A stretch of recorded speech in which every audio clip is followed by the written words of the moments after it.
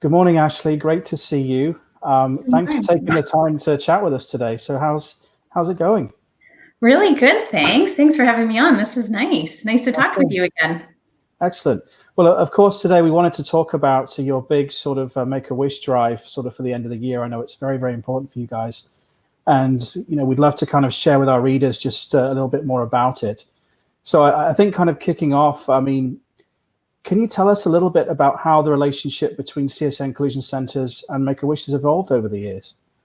Sure. So we started working with Make-A-Wish back in 2011. So we've been partners for about the last 9 years. And I think to date, we've raised just over $500,000 for Make-A-Wish. So it's been a really great relationship. They're such a wonderful charity. They do such great things for children in need.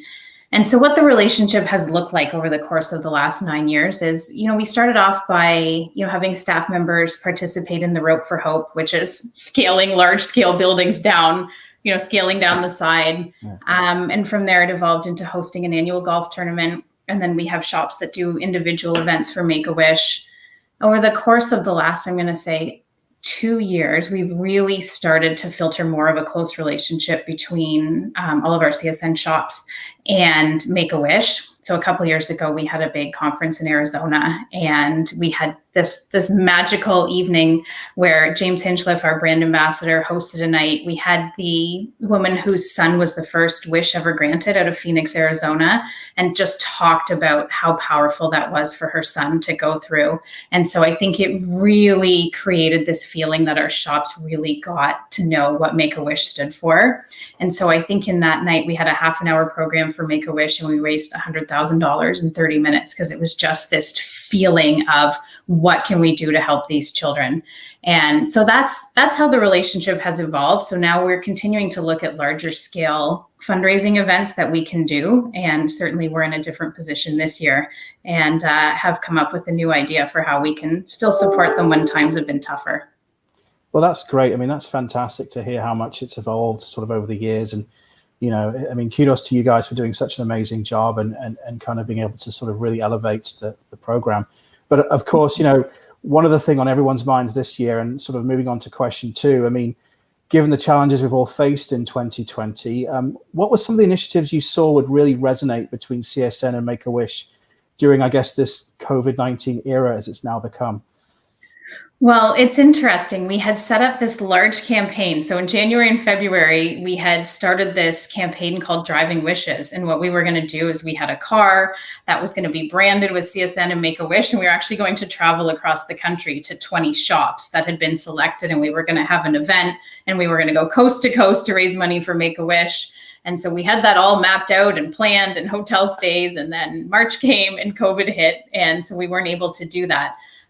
So we thought, let's just let it rest. Obviously, it's a difficult time for any type of industry, including ours. So we thought, let's not push anybody to be raising money. Let's really just focus on, the core of our business and making sure that we continue to have cars to the door. Now, the interesting part was that our shop owners came to us and said, what are we doing for Make-A-Wish? And we said, well, we weren't quite sure what this was going to look like as we continue to move through the year.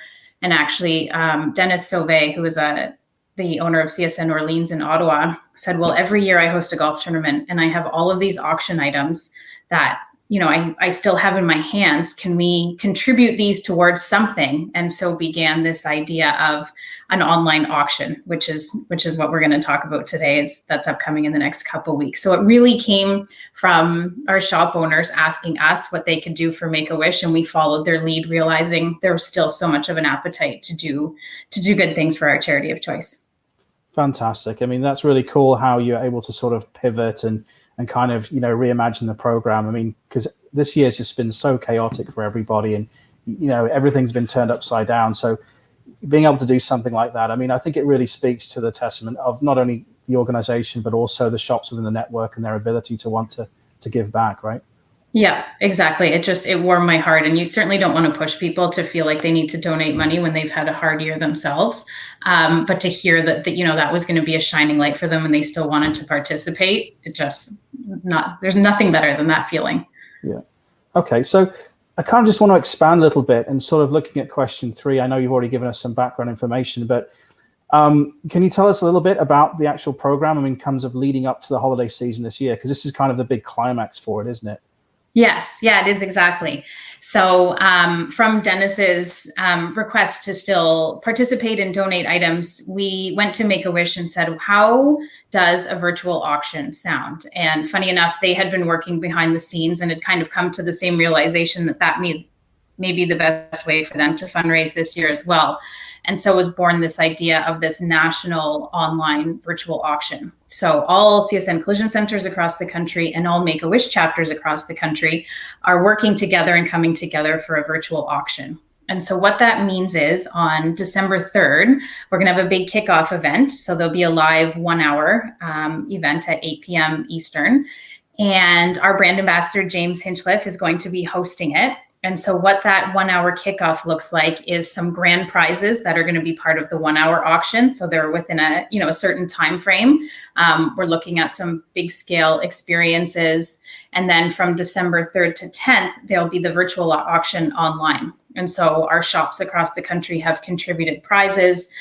The Make-A-Wish chapters have contributed prizes. Our amazing vendor partners have stepped up and contributed prizes. So anybody across Canada can bid on the items, and all of the money will go directly to Make-A-Wish because everything's been funded by us bringing prizes together. And so that's what we're rolling out for that 1 week.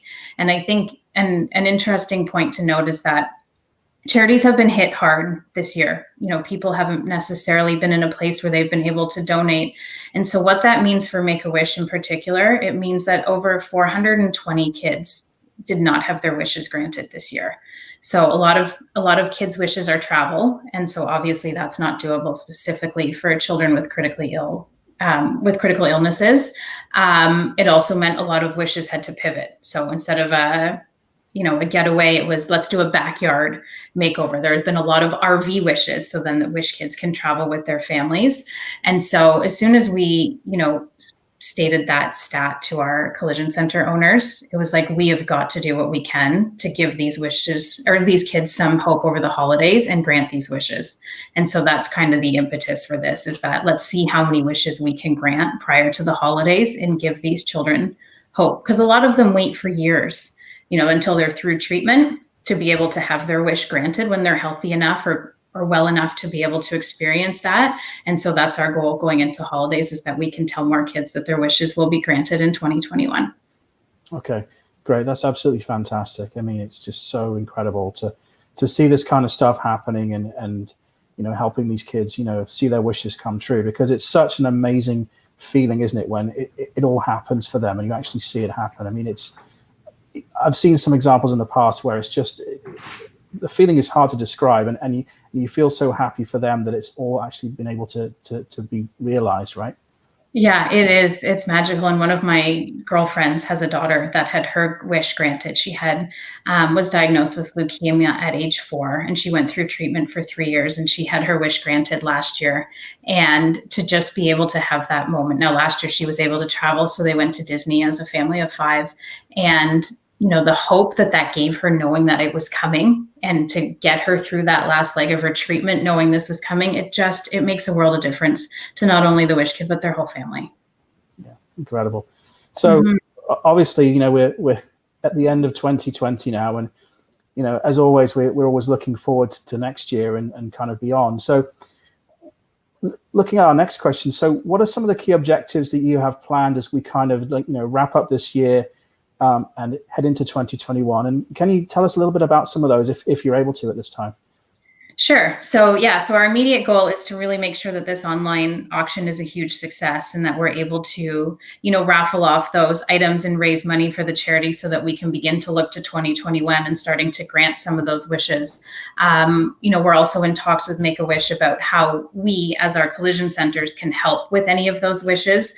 Some of them have car-related wishes or race car related experiences. So we really try and help where we can to coordinate those and participate where we can. And then as we look into 2021, we'll have to see, you know, what the landscape of the world looks like. But the goal is for 2021 to start to look at maybe some of those RV adventures that we can help fulfill. I mean, it's somewhat related to the industry that we work in. So I think that'll be the next phase, is can we actually start to grant wishes and help facilitate some of these RV wishes as we go into 2021, so that those children have those going into summer 2021 and they can travel safely with their families. Okay, fantastic. Obviously, you know, this is an ongoing thing that you guys are doing. And so we've already talked about how much collision centers have already done to participate, and in the industry as well. But, you know, what are some of the things that, you know, we can tell them in terms of how they can get involved and help those children in need, especially during these, you know, unusual and challenging times?